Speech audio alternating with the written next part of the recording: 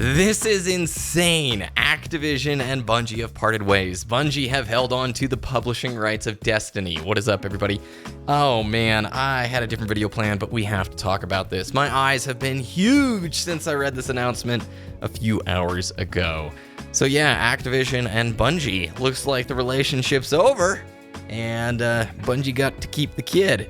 That is unexpected. So this announcement came right at the closing bell of the NASDAQ. If you don't know, Activision Blizzard is a publicly traded company on the NASDAQ. ATVI is the stock ticker symbol. And in after-hours trading, we saw the share price drop swiftly 7%. But what is going to be a real indicator is what is the share price going to do in the coming days. If you are new to the channel in the last couple of months and you don't know, I've covered Destiny here for over 4 years. Diddy, my good friend, and I ran a Destiny news podcast for over 4.5 years. Second oldest podcast in the scene.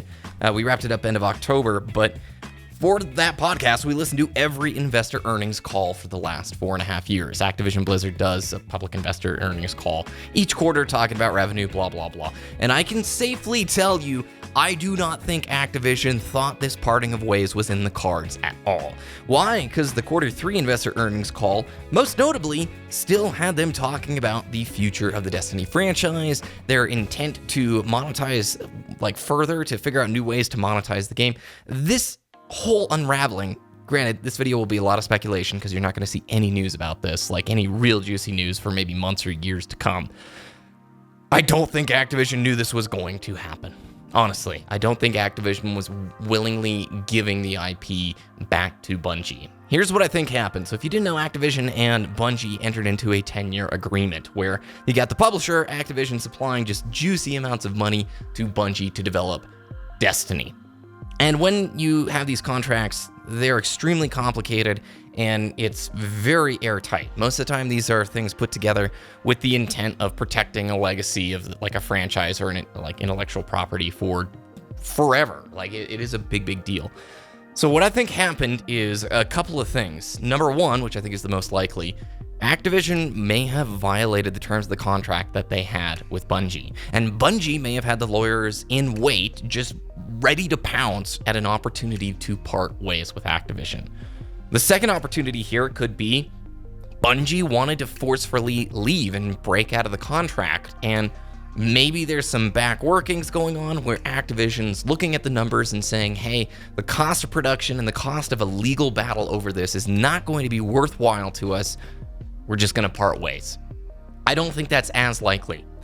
When you think about these kind of franchises and the monetization opportunities they have for the companies, you don't let these things go. Activision cares about one thing and one thing only, guys. It's their share price. Share price and investor sentiment, which drives that share price, at the core is all Activision cares about. Now, there are wonderful people, I'm sure, that work for Activision. When I'm talking about this, I'm not talking about the individual people that make up the company. I'm talking about the corporation that is Activision. And yeah, they have a negative influence on a lot of companies wherever they go. Blizzard is one of my favorite game companies of all time. And man, the last few years, most notably the last 6 months for Blizzard, to me feel like the writing is on the wall. Activision's influence has had a negative impact on the company to where I really think Blizzard's future is very much up in the air. It could go either way from here. And that's sad for me because I love that company. So when I look at this whole situation, people are like, do you think that Activision wanted to get rid of it? No, not a chance. When you look at Activision's portfolio, they have King, the makers of Candy Crush. They spent a boatload of money to get those guys a few years ago. And yes, they have Blizzard, but in the Activision game portfolio, they have COD, Destiny, and then some of the offshoots, like, Skylanders, Crash Remaster, Spyro Remaster. But COD and Destiny are the backbone of the Activision games portfolio. So to leave or lose half of that is an enormous deal. And like I said, what is the one thing Activision cares about? Investor sentiment. Anytime there's bad PR and it can negatively affect their stock ticker, they don't want that.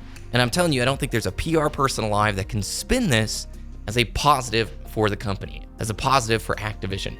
That's why I'm saying we need to watch trading over the next, 10 days or whatever. Maybe they're going to be able to spin it like, hey, Destiny was a huge production cost for us. We had 900 people working on this game, multiple studios helping Bungie out. and it just wasn't generating the income that we wanted. So we've lightened the load of our portfolio and said farewell. That's maybe how they're going to spin it to the investors. But okay, let's move forward here just a little bit and see, well, what does this mean for Destiny?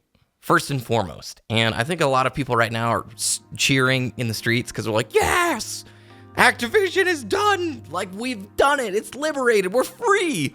And I bet you there's a lot of people at Bungie who are pretty excited today, right? It's always fun when you can clear up red tape and get rid of, oppressive forces in the scene of creativity. But I want you to also think about the fact that Bungie was given a situation that is uncommon in the industry. Very few games get the budget and the backing that Destiny did. There are over 900 people who were working on Destiny at one point, if you include Vicarious Visions and High Moon Studios. That is a huge amount of people. And the marketing budget that Activision affords you is unheard of in the industry as well. Now, granted, it comes with all the oppressive stuff that brings alongside Activision, but here's the question. What was Activision holding Bungie back from, like doing creatively, that Bungie wanted to do? Okay. Ask yourself that question. That's what we need to be asking. It's like, okay, Destiny moving forward. What creatively did Bungie really want to do that they couldn't because Activision was involved? Ignore Eververse, ignore the monetization model, and think, what would Bungie want to do if they had no shackles and no requirements on this whole thing? The other question is, does Bungie have the money to self-publish the next Destiny title? Yeah, they may have the money to run the studio, but the budget for marketing and producing it and doing all these things is huge. I would really like to think that Bungie is going to just go it on their own at this point.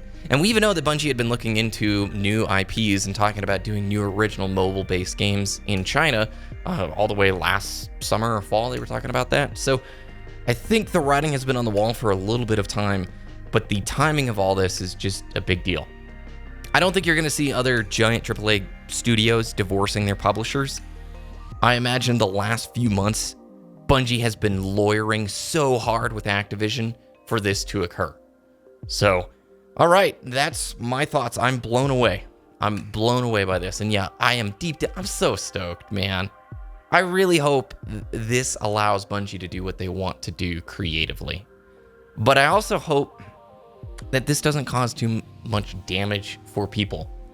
I don't know if Vicarious Visions and High Moon Studios were still working on projects for Destiny and what this splitting means. Does that mean, all right, projects VV and High Moon, you guys need to go find some other jobs or other work to, I guess Activision still has them under their thumb. I think both of those studios do contract work or are owned by them. But I'd love to know what you guys think about this whole thing. Obviously, this creates a huge amount of hype for whatever the next Destiny thing is. I wouldn't be surprised if you saw Destiny 3 on the Epic Store. Destiny 2, yeah, I guess it's going to remain in the Activision Blizzard launcher, but other than the annual pass content, I imagine it's going to be pretty light for Destiny stuff for a number of years until we see what Bungie's cooking up in the kitchen on their own. I hope this allows them to do everything creatively they wanted to do, and this is a huge deal, guys. Let me know if you enjoyed this video and what you think about this whole situation. I'd love to read those comments down below. Thanks for watching. If you enjoyed, thumbs it up, subscribe for more, and I will talk with you again very soon.